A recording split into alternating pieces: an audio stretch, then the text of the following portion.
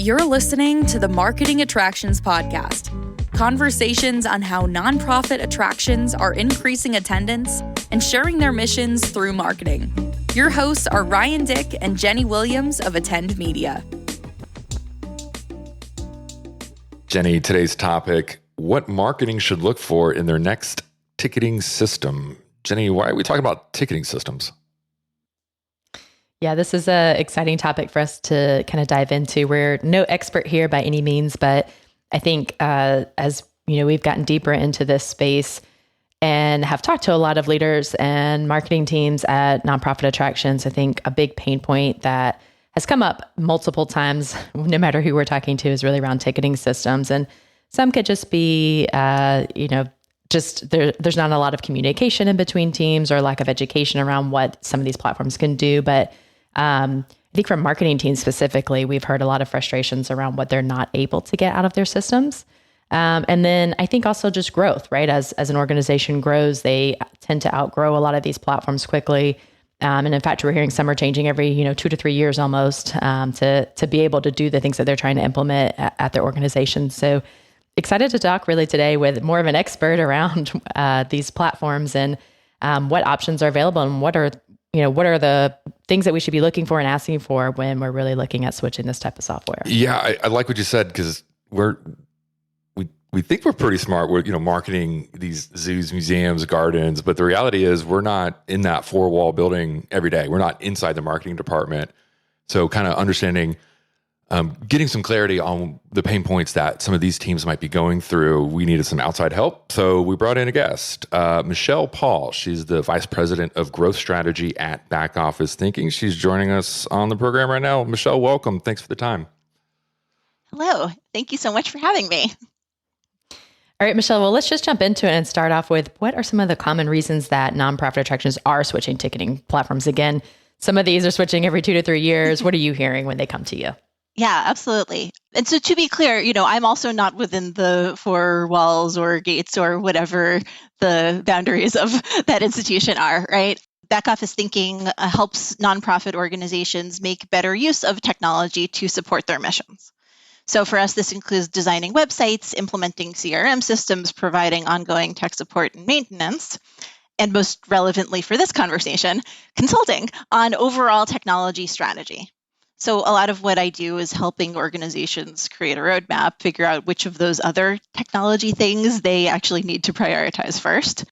As a company, we are technology agnostic, which means that we don't favor any particular system. While we certainly tend to do more hands-on work with some systems more than others, our assessment work is purposely broad, drawing on that experience across a wide variety of organizations using a wide variety of tools. And my own background and expertise is primarily in the arts and culture world. For nearly 20 years now, I've been helping nonprofit arts organizations adopt technology solutions around ticketing, membership, CRM, marketing, and all those related needs.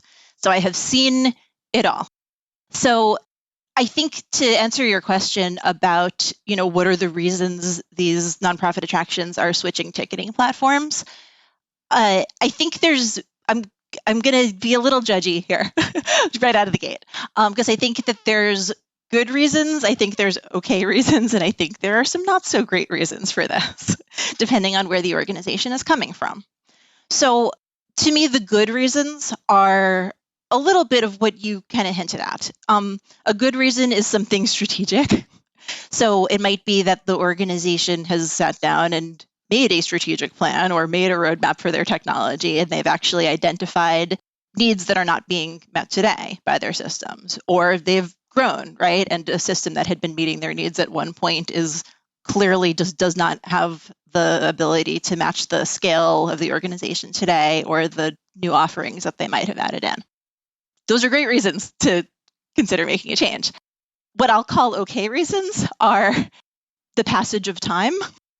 So if you're not in a 2 to 3 year cycle and you've actually been using the same system for 12 years, for example, it's possibly a little bit out of date. And probably it is not meeting your needs from a growth perspective, but more importantly, is it a modern system that is up to date that can do all of the things that systems can do today, right? That's a reasonable reason to switch, even if you don't exactly know why, right? Or really, truly, sometimes systems are being sunset, right? They're not going to be maintained anymore. The organization doesn't have a choice but to make a change. Again, might not be the most strategically driven point at that moment, but at least there's a clear reason behind it. And then there's the part that I'll call the bad reasons or the not so great reasons, which is sometimes staff changes, leadership changes. Somebody comes in to an organization and says, oh, you're using system XYZ? Well, I'm familiar with system ABC, and that's what I know and that's what I love. And so we're going to bring that in now. The end.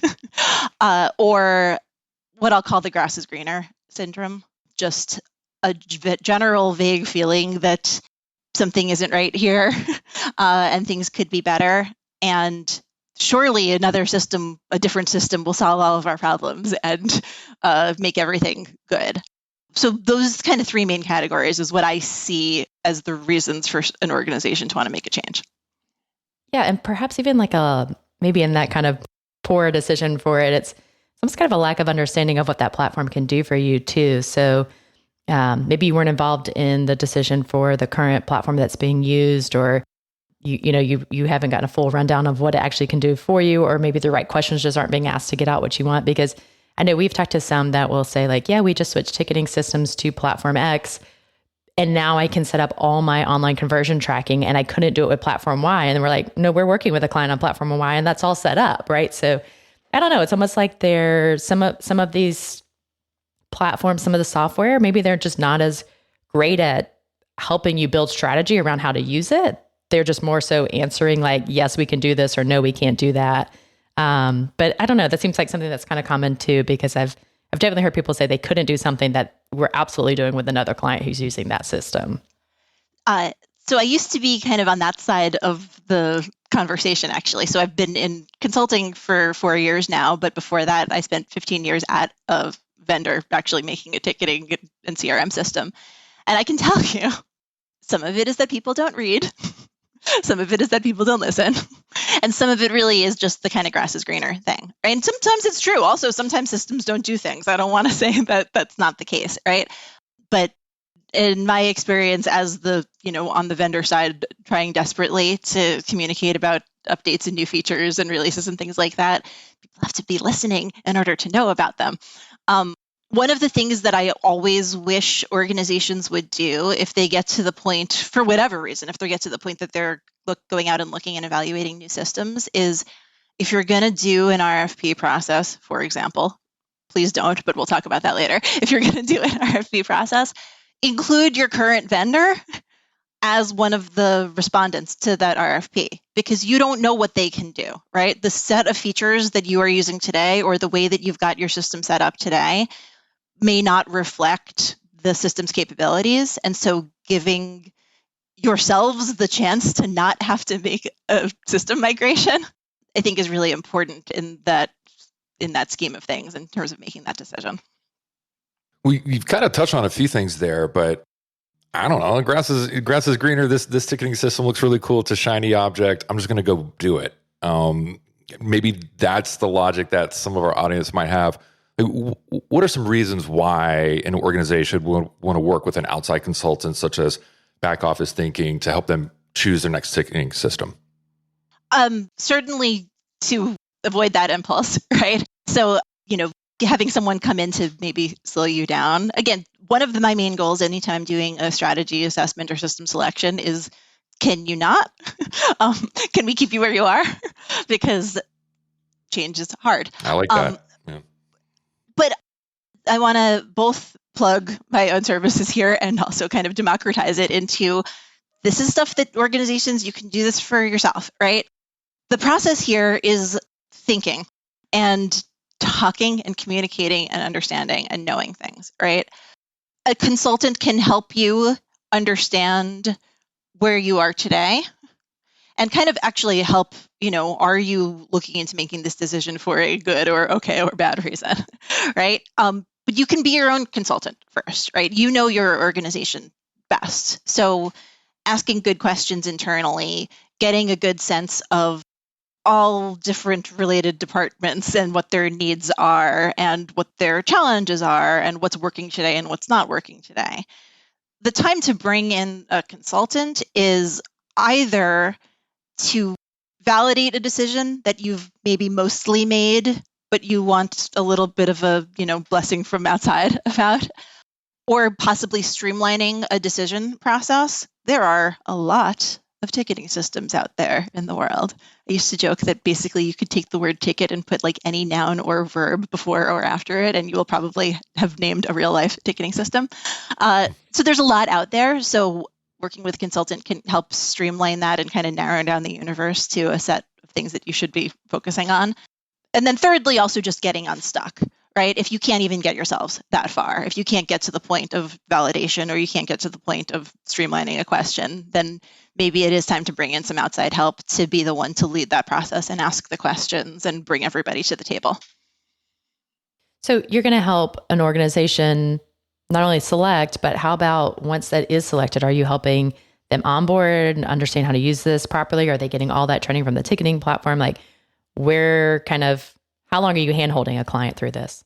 It really depends on the system, and I'll even say on the solution. One of the notes that I had kind of made to myself when we were prepping for this is, what is a ticketing system, really? Not to get all philosophical, but there's ticketing systems, and then there's overall solutions that are needed by organizations in order to meet all the needs that you have, right? And I'll just rattle off. There's ticketing and membership and fundraising and volunteer management and class registration and all of these different pieces of everything coming together. Most systems don't do everything equally well. So very often the right solution for an organization is a suite of tools that are interoperable and integratable and work together. And that would be a good reason to use a back office thinking, right? Because it's not necessarily just one thing. It's helping to have things talk to each other or integrate those things. There are some platforms, there are some technology vendors that do their own implementation, that do their own support, that do their own training. You can get that all in-house, and we don't want to get in the way of that, right? We want to help you find the best resource for the kind of help that you need. So there's certain kinds of things where you might need some help doing through the implementation process, or just even a ride along, we'll call it sometimes, right? Like if the vendor might do the project, but if you need help with data extraction or decision making or just understanding how things are going to work together, just being that kind of one step removed bird's eye view of going through that process, we love to help with that. You've gone through this process, I'm assuming, quite a bit. What are some of the common mistakes that you're seeing organizations make when selecting a new ticketing system? Some of that is probably implied by my first answer in terms of the grass being greener, right? And assuming that everything will be perfect in the new world. I think there's a couple of main things, which is not understanding priorities and sometimes getting swept away by, buzzwords and hot new terminology, features and functionality rather than matching the system features to your actual requirements and capabilities. I think is one of the main things that happens. And another thing that happens is only trying to solve one problem at a time. And that's why I ask the question of what is a ticketing system? Because there's a couple of versions of this that I see, but it's all the same story of not bringing the right people to the table. Sometimes it's that an organization has decided that technology is technology, and technology is scary, and technology is something that belongs in the realm of IT exclusively, and thereby kind of limits the input from other teams that are going to be the actual primary users of the system, and just kind of concentrates the whole process just in the realm of, and I say this as a tech nerd, of the tech nerds, right? No, you don't only want that voice to be there. So that's one flavor of it. Another flavor of it is acting like a ticketing system is only a ticketing system. And I think this is closer to the problems that you guys end up encountering, right? Which is there's the ticketing system that's going to let people give you money in exchange for a visit, right? Or give you money in exchange for a membership or whatever the needs of ticketing, front of house, guest services, whatever you want to call it, right? But marketing is really important to all of that, right? Understanding, like, without, broadly speaking, probably without marketing, who's going to buy the tickets? And it's worth noting there, also want to say we're talking about nonprofit attractions here, right? I think there's two entirely different realms of audiences of marketing. There's more than two, but of marketing in this way, right? Because as a nonprofit, there's one realm of your business that is focused on ongoing, long-term, multifaceted relationships, right? Members, donors, volunteers, these folks that become a core audience for the organization. And that's where we get into the like CRM realm, right? And the real customer data, like over time relationship stuff going on. But also for most nonprofit attractions, there's a huge amount of audience and revenue that comes from basically single ticket buyers, right? Like the mass audience, the people who either are not there yet in the relationship realm, or maybe are not even candidates for that, right? If you're operating a zoo or garden or anything that it brings in tourist audience, your goal with that is not necessarily to build a long-term member relationship, right? It's to get as many of those people coming to you instead of any of the other things that they could possibly be doing that day.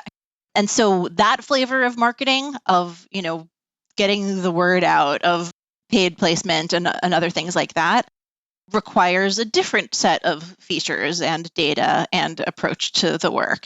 And those are both important, right? There's not there can be a hierarchy of needs. Not every organization, like any given organization, is going to have a different balance of where that sits in their kind of priority list, in their budget, right? And so knowing who you are, right? Like know thyself as an organization is kind of the answer there. Common mistakes come about when organizations don't. Getting ahead of yourself and not knowing who you are and what you need by not having enough people involved in the conversation is the biggest place where things go wrong. You're listening to the Marketing Attractions Podcast, conversations on how nonprofit attractions are increasing attendance and sharing their mission through marketing. Your hosts are Ryan Dick and Jenny Williams of Attend Media. Attend Media is a media planning and buying agency specializing in zoos, aquariums, gardens, and museums. For more information, please visit attend.media. Now, back to Ryan and Jenny. Michelle, I like how you kind of broke out the two different lenses to look at a ticketing system, or maybe even a CRM system, in the eyes of marketing. Yes, on one side, there's that donor relationship, that volunteer relationship, more of a long-term nurture. And then you mentioned on the other side, you know, that single ticket sale, like getting people through the turnstile, getting into the attraction. And Jenny, I think that's the world that we primarily play in, is getting that first-time visitor through and letting our guest experience team, you know, sell that membership and hopefully move them over into more of a long-term relationship with the nonprofit attraction.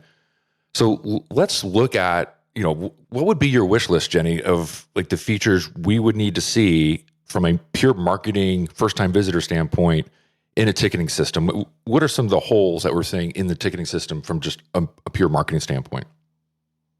Yeah, I mean, whether it's campaigns we worked on or just talking to marketing directors about, you know, limitations that they have in terms of getting data from their tools and systems. And again, selfishly, I think with us focus on paid media, right? Paid advertising, we're really focused on that single ticket sale. So what are the limitations that we see when it comes to that? But I think one is just kind of online attribution, right? So I'm running a digital campaign, I'm driving traffic to the website. For a lot of people, that's where it ends, right? They say, I can't set up tracking in that checkout process because of my ticketing platform. Like it moves over to another, you know, another page, another checkout page, and it's separate from, you know, what we own. And so we can't set up that tracking, right? So all they really do with their online media drive it to a landing page, and then whatever happens from there, they don't know. So we are working with some clients. In that scenario, though, we're tracking all the way down to like the buy tickets now button, but we're not getting the information if they actually completed the purchase. Possibly, right? Some might just have it set up for a landing page, or can they get all the way down to a buy ticket and then it goes somewhere else, right? Just depends on how that site's set up. But yeah, you lose everything after that. So, but ideally, you've got it where it goes all the way through. And oftentimes, what happens is it's really just kind of a lack of, or I guess in some cases, it could be a lack of education from that software in terms of what you need to do next. But in many cases, what we found is we can just set up a separate Google Tag Manager container on that checkout page from that ticketing software, and we can mimic that checkout process. And now we can set up all the tags on our end. So I think if you're thinking that the software itself is going to set all of this tracking up for you, I think that's where you have to realize that's never going to happen. But they'll give you the documentation for you to be able to do it. At least that's what we've experienced for the platforms that can. If they drop those pixels, there's nothing we could do about that, right? But that's one. So I think just making sure that you're asking about, or letting them know that when you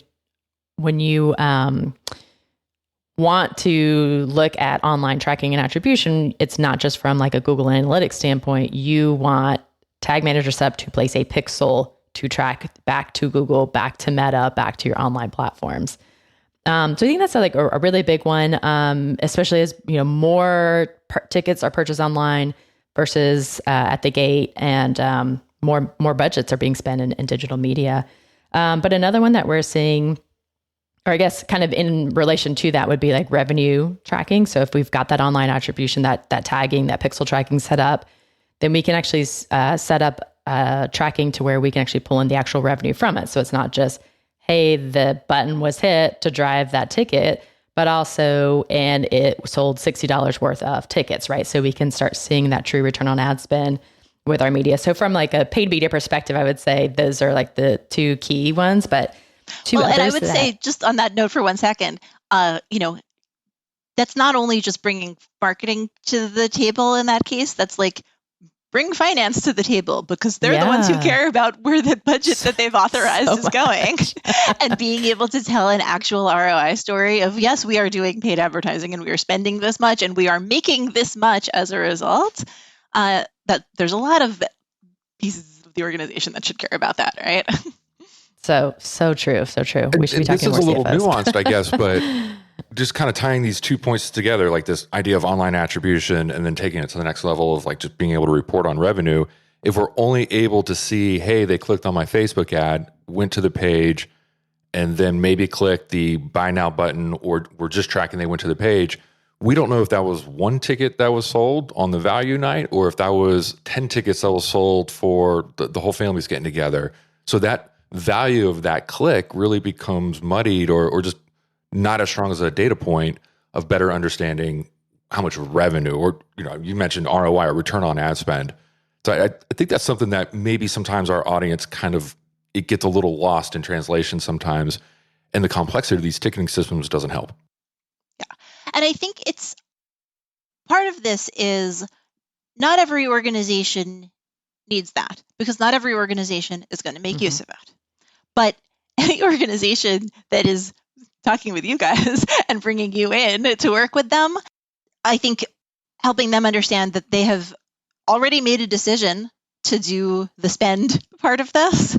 And so therefore they, if I was working with them as a consultant in an assessment case here, right, that would be the huge glaring note to me saying, okay, this is the thing that is important to you. This is the thing that you care about. Therefore, specifically, if you're not able to do exactly what you guys just said in terms of taking the tracking all the way through from purchase, from this ad or even the email send or whatever it is to the actual purchase, then you're going to be missing a piece of the puzzle. And that's a difference between an organization that isn't at that level yet, right? Like, or maybe or isn't thinking that way and is earlier on in their kind of marketing like either resourcing, understanding, or evolution, or whatever it is like there are some organizations where just having the data of like, yes, oh my God, people clicked on the thing and we know that they bought something is enough, right? So knowing where you are affects the decision that you make about what you need to do with the system. And it is do with the system, right? Like you already just said, any system itself doesn't have to answer that question for you. It just has to support the data in order to answer the question. So,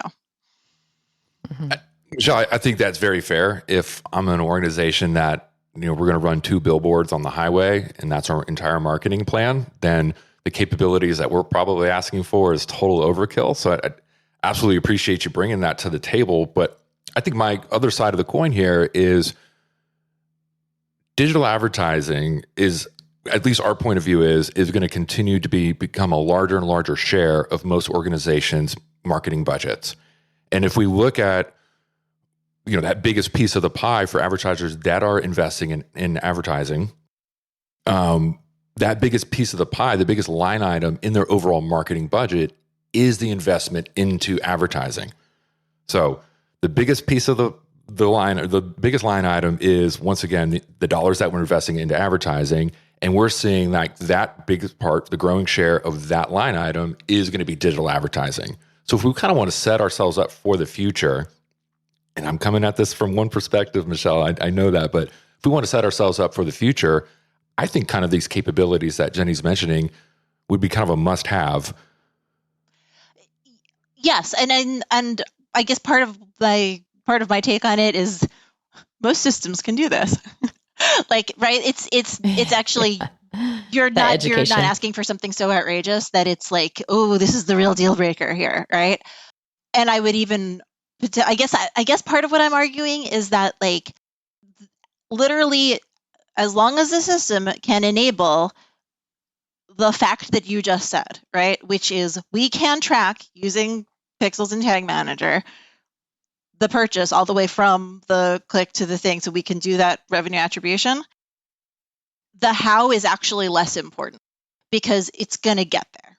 And my guess is that if there were a system where, like, if I was going out and trying to find a new ticketing system, and I put that at the top of my list as a feature to be like, as what am I assessing this system on?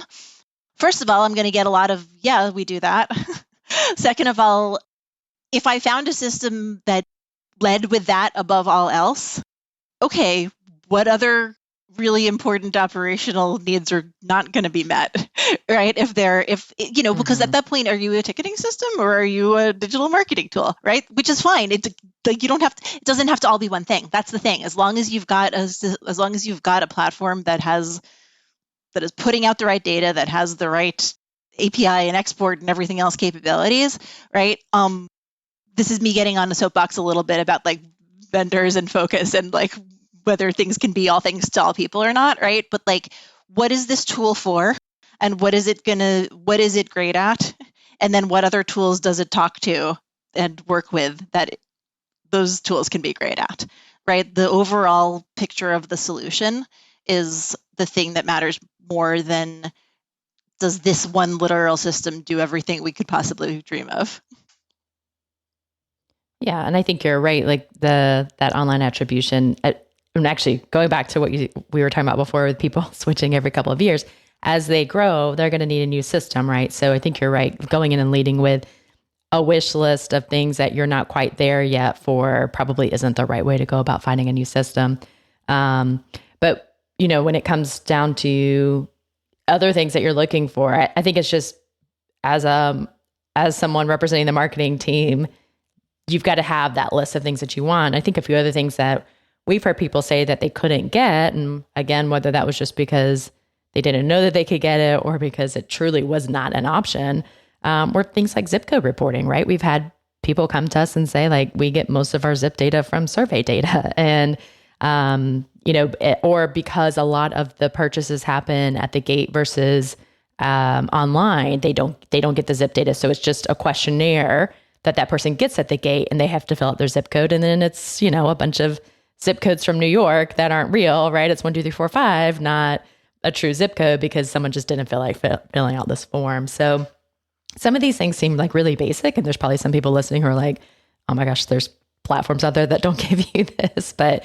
again, knowing like what is important, again, that data is something that you're going to want to utilize to make smarter marketing decisions, but you're not expecting this platform to make all those decisions for you, right?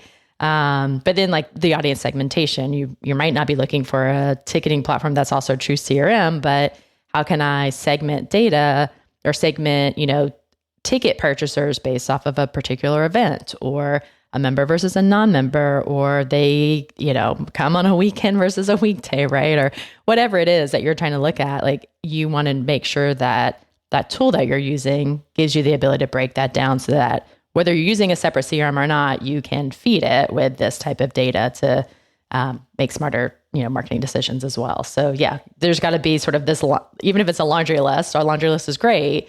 And then to your point, going through prioritizing what's most important, knowing you might not get everything on the list, but you got to come to the table with that information.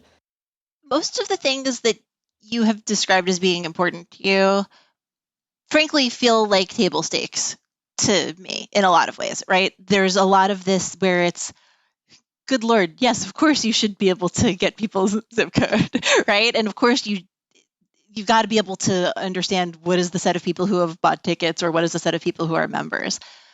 When we do our assessments, part of what we look at is we frame it as people and process and technology.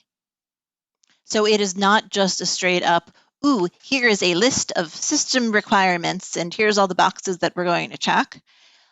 A lot of the things that go wrong in the areas that you're describing, I would attribute more to process and therefore also sort of people than the technology systems itself, right? And that's a decision for an organization to make on purpose, right? So if I think about just the example of zip code specifically, right? Let's assume certainly online sales, because you're giving your credit card information, there's zip code information attached to that, right?